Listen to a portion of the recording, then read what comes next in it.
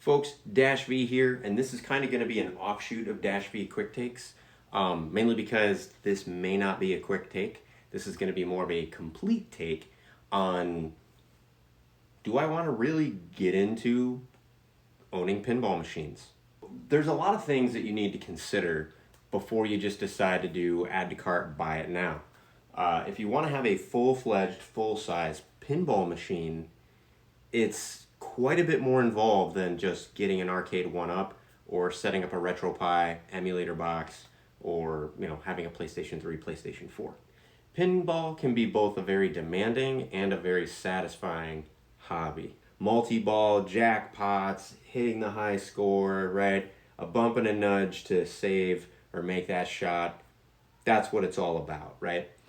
However, there's also stock balls, playfield maintenance, initial delivery and assembly, and logistics of where the heck you store the things and how to even get them into the house that you need to worry about. Now, if we just look at sheer logistics, right?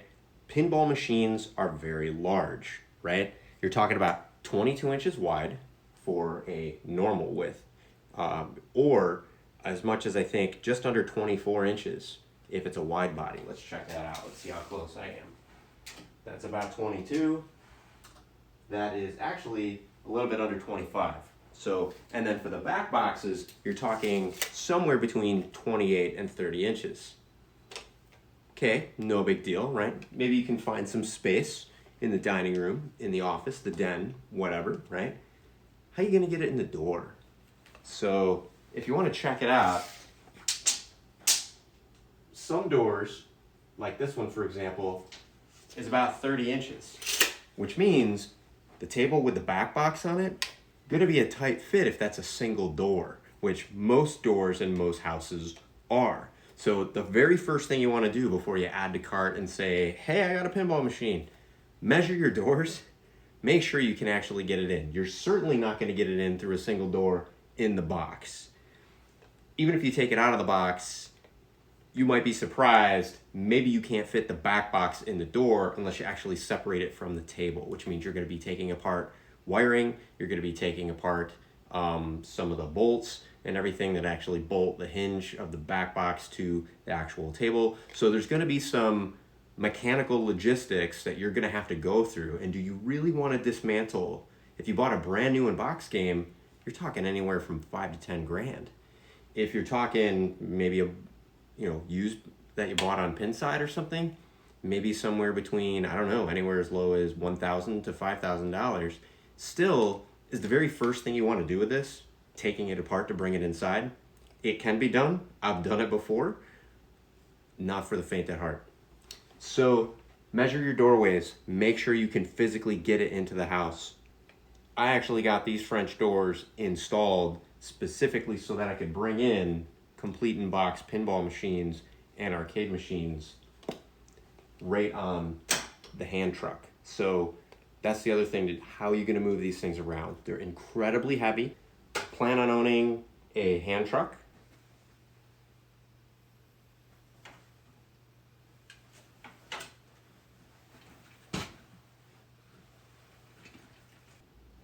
Plan on owning a lift jack.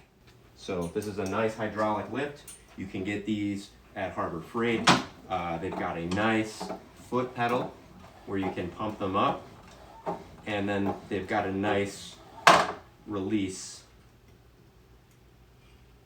mechanism there. So you can get pinball lifts specifically. I'd actually advise against them just because they're about as expensive as getting, this is a 1-ton lift that you could use for just about anything. You could use it to work on your car. You could use it for all kinds of stuff, right?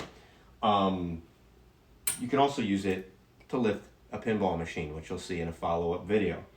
I just like that it's really versatile. So one other thing to think about logistically would be climate control. One of the things that you'll notice about this room, so I'm in a basement, although it may not look like it. Basically, I do have windows over here, but you'll notice this is a basement. Those windows are facing a backyard. I still got plantation shutters. Why?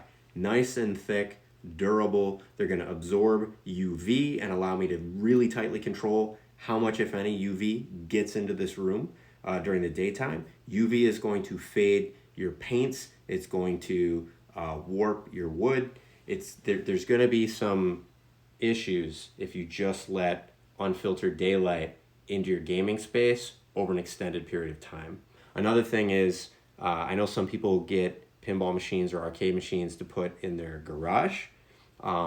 If you're putting it there for temporary storage, I would say less than a year, not through a full collection of seasons, right?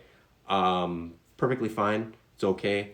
If you have to keep, I know some people keep, cabs in storage and all that other stuff.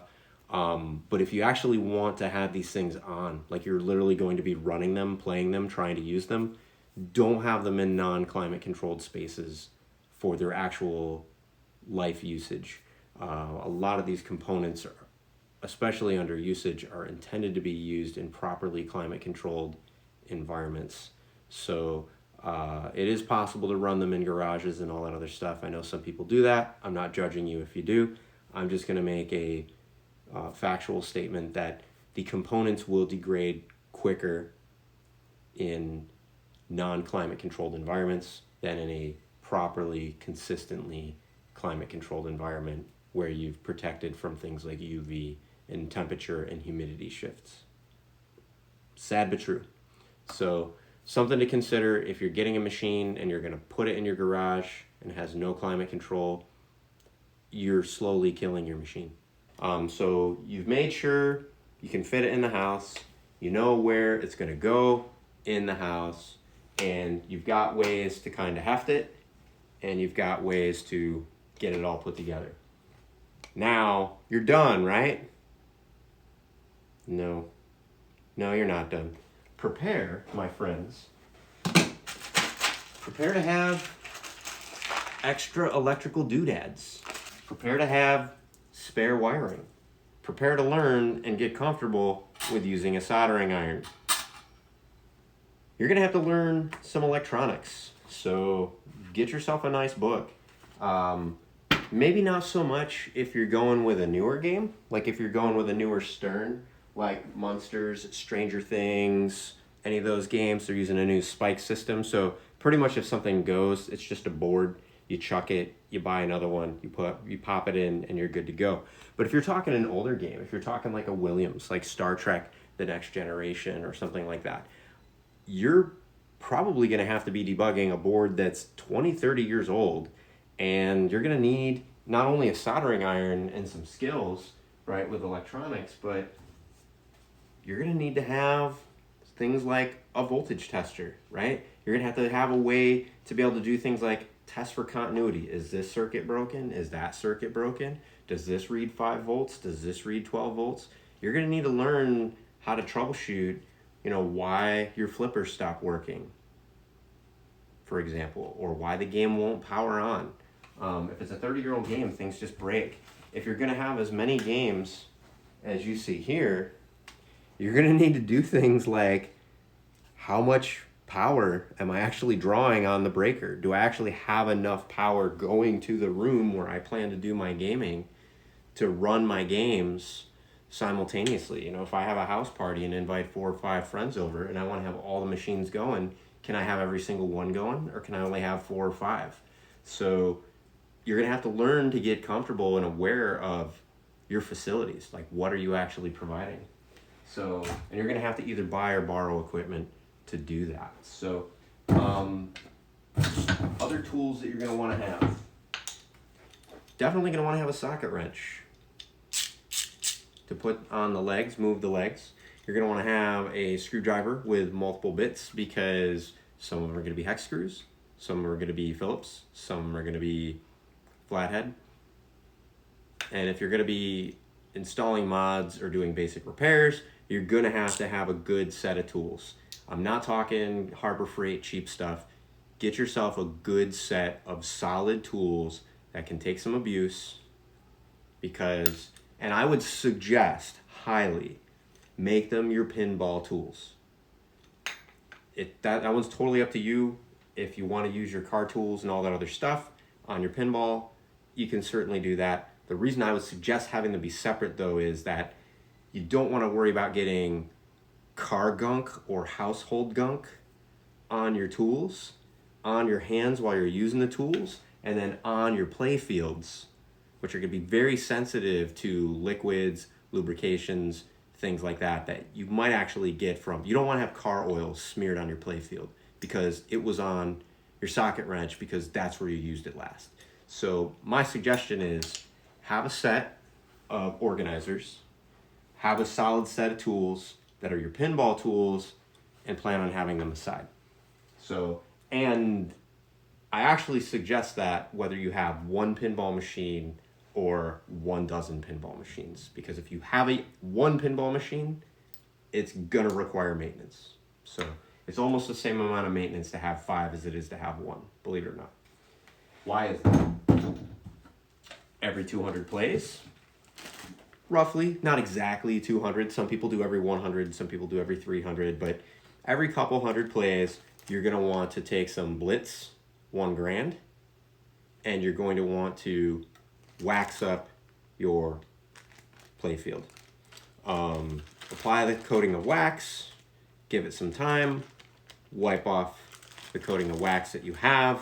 There's a really great link that I'll include down in the description sometime later to Pinside, where this really awesome guy named Vid really gets into detail about what different methods you can use to wax up a pinball playfield. It's a highly contested topic. So if you do something different and you're happy with that, fine. If you're totally brand new to it, I can summarize the 80-page thread with buy Blitz 1 grand, get yourself an applicator, and then for wipe downs and things like that, buy yourself some Norwex wipes. I got a nice Norwex mitt that is microfiber. So if you need to wipe down the playfield, you can do so. I've got also another nice microfiber cloth this is also Norwex, that you can basically use. This is for glass, for cleaning up glass, or you can actually use it on your playfield itself. Do not use paper towels to wipe off your playfield. Do not use paper towels to wipe off the glass on the top of your playfield. You will scratch the glass, definitely, if there's debris on there. You will scratch the playfield even if there's no debris. You don't want to wet a paper towel and wipe your playfield. Do not do that. If you remember nothing else, don't do that. So plan to do some research, right? Plan to learn a little bit. Cleaning up a playfield is something that you will have to do. If you play 200-300 games, you got these big metal balls, right? You got these big steel, sometimes chrome, right? You got these big steel chrome balls knocking around in the machine, right? Banging on glass in some cases if you get an air ball, banging on plastic, banging on metal, banging on wood, right? And paint and things like that. Things are gonna break, they're gonna crack, they're gonna chip. Even if it's not super obvious, you're gonna get random debris. You'll get debris from the flippers and the pop bumpers and things like that. And this debris will litter the playfield over time. And you're gonna have to take your microfiber cloth and your mitt, and you're gonna want to dry wipe. And then you might want to clean it up a little bit. Don't use water, right? But you're gonna want to wax, both strip the existing wax off and apply new wax onto it. Periodically, so you're gonna need to basically take care of the playfield from time to time, even if all you're doing is wiping debris out, just to make sure that the debris doesn't cause further damage. Another thing that you're gonna need to do is ball maintenance. These balls, you probably can't tell. I don't think you're gonna be able to tell. But if I look at these with my eyeball, I can actually see rust, I can see pits. These are the balls that came with my Attack from Mars, right there. I think I only have a couple hundred plays on there, but I've since replaced the balls because as soon as I started noticing that I was getting rust on the balls, basically anything that's not a completely smooth surface on these becomes abrasive. So what ends up happening is every interaction with the playfield, every interaction with playfield components, that abrasive thing is scraping against instead of just kind of sliding frictionlessly. And over time, you're gonna wear down your playfield quicker. Especially sometimes if you're hitting other pieces of metal, you can get scratches or gouges in the balls, and then these basically become like little razor blades, slicing up your playfield and slicing up some of the things on the playfield. So plan on every couple hundred plays, check the condition of your balls. If your balls aren't in good condition anymore, get rid of them and buy new balls. Ideally, you should be swapping them out before they look bad. So even if they look like they're still okay, if you've had them for more than a couple of years, you probably need to chuck them and get new ones. So plan on cleaning up the playfield, plan on swapping out the balls periodically, plan on having to do electrical troubleshooting and maintenance from time to time, even if it's just a blown fuse, things like that. So those are a couple things to think about. I hope I didn't scare you away from owning a pinball machine. It can be a fantastic amount of fun. So for all the scary stuff that I just talked about, why would somebody do that? Well, if you like learning about electronics, if you want to do things like, install extra gadgets and gizmos, also known as modding, right? There is a bevy of opportunities in pinball for you to tweak out, modify, customize, restore, improve. There's a lot more than just playing the pinball machine. So if you would enjoy those things, pinball could be a really great hobby. Some people even build their own, like that V-cab over there. Some people build their own pinball machines from scratch, right? That's kind of cool. I'm not there yet. Somebody built that V-pin for me, but that said, it's a pretty amazing hobby. So I've been working on the Star Trek The Next Gen. I rebuilt just about everything in the back box. When it arrived to me, there were some issues in the shipping. The guy that sold it to me is this fantastic guy. The shippers made some mistakes, but basically it ended up being more of a rebuild than what I'd expected, but I learned a ton. And, cost aside, it was a fun exercise, and I'm glad that I did it because it has enabled me to support older tables than what I thought maybe I could support, and it's allowed me to kind of break out of my new in box. And there's something pretty special about having a table that isn't made anymore, sitting right next to tables that are literally new out of box, and having somebody at your house go like, are all these new? They basically look new. That's pretty cool. So if you get a kick out of that kind of stuff, pinball could certainly be a great hobby for you. Just make sure that you think through some of the logistics. It's not all jackpots and multi-balls. So folks, I hope I gave you some stuff to think about, and feel free to add your own comments, suggestions, or objections down in the doodly-doo. Pinball, like many other hobbies, constantly evolving, constantly changing. So if you saw something, if you'd like to add to something, or if you think I got something wrong, let's hash it out down in the doodly-doo. I'm still learning myself, so more than open to your experience. My next video is actually going to be an unboxing video of Stranger Things Premium, which you can actually already see is behind there. So spoiler alert, that's what it looks like once it's out of the box. That's just the empty box over there for show. Take care, folks.